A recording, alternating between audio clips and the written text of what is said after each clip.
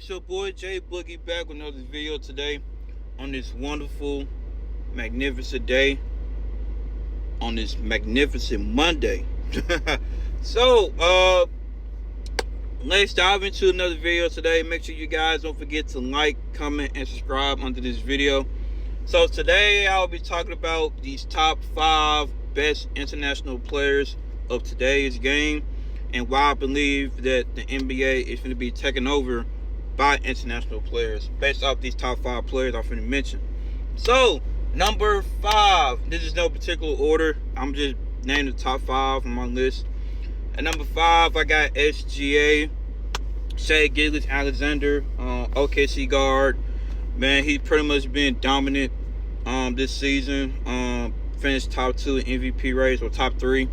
And with Shai, man, he Canadian, drafted from Clippers and traded to OKC, then pretty much elevated their franchise over the past 2 seasons with the rebuilding stage he was going through. And when you look at Shai's game, man, it's like he just keeps getting better and better and better throughout, of course, his career, and he's only 25. So when you take consideration to that,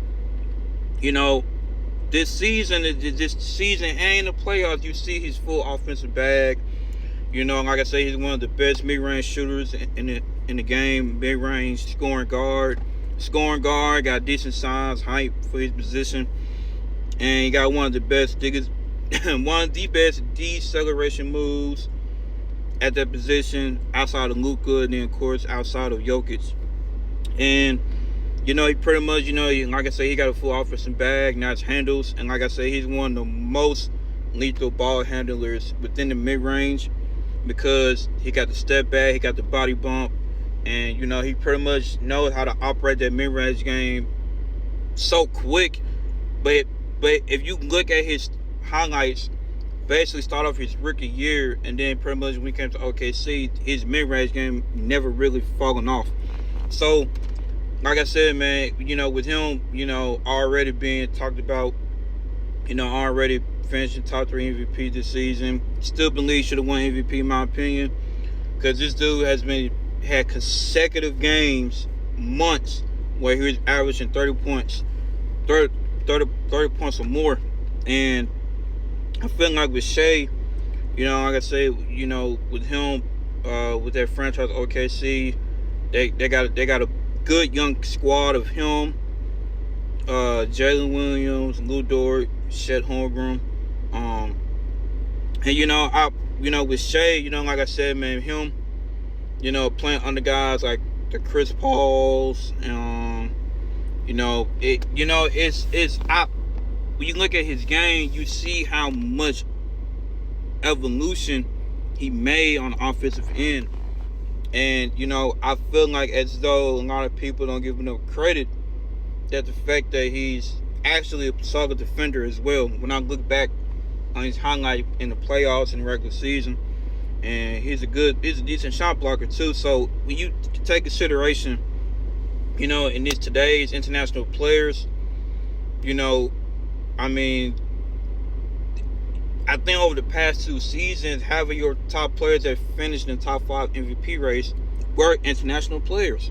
So you haven't seen anything like that, I don't think, at all. So, Shai deserves to be my number 5 on my list for sure.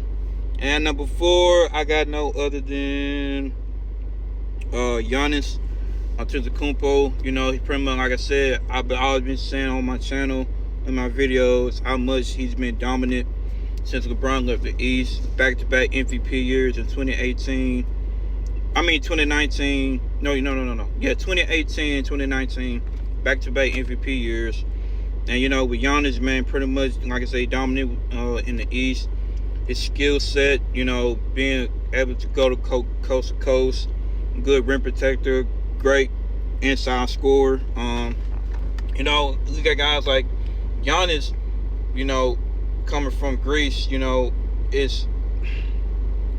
it's amazing when you look at a guy like his wingspan, his height, to move that quick for his height and size.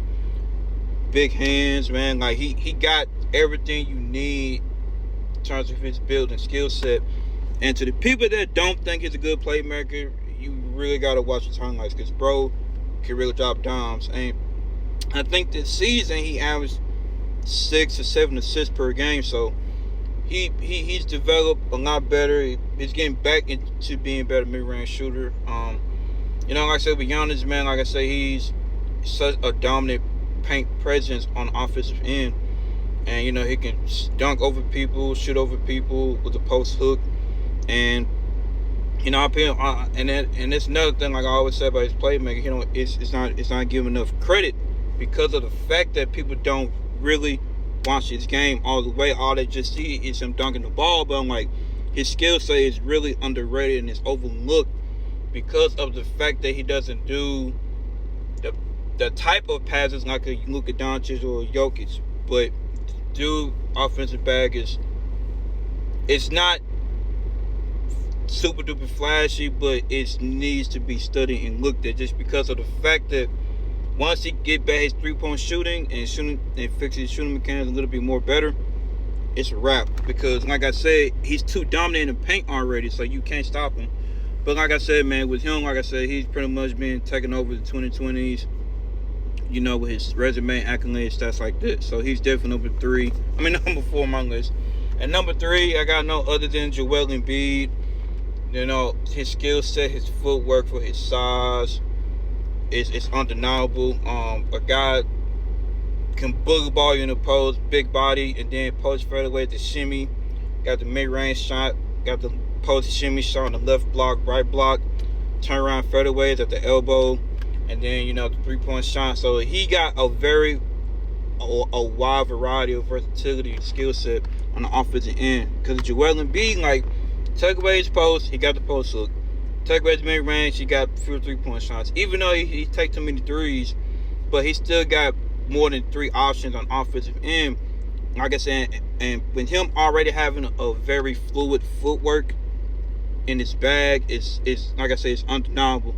And he's a good defender, a great shot blocker, and it's the evolution of these international players, like I've been saying, is fun to watch, because now it's not just offense, it's really now you can see them being more of a two-way, half of them. And the game is easier to them just because the work they put in from their hometown, everything is fundamentally sound, nothing too flashy, just straight get buckets, do what they need to do, and then go out, get wins and win these accolades and stuff like this. So they do what they need to do, man. So Joel Embiid is number 3 on my list. And number 2, I got no other than, of course, Nikola Jokic. Joker, one of the greatest IQs at his position, center position. One of the best passing bigs. He's not the best passing big in today's game. Like I said, kind of like Embiid, got the post hook, the post shot, post fadeaway, the mid-range, and the 3-point shot. And they both great free throw shooters. So, like I said, man, with Jokic, man,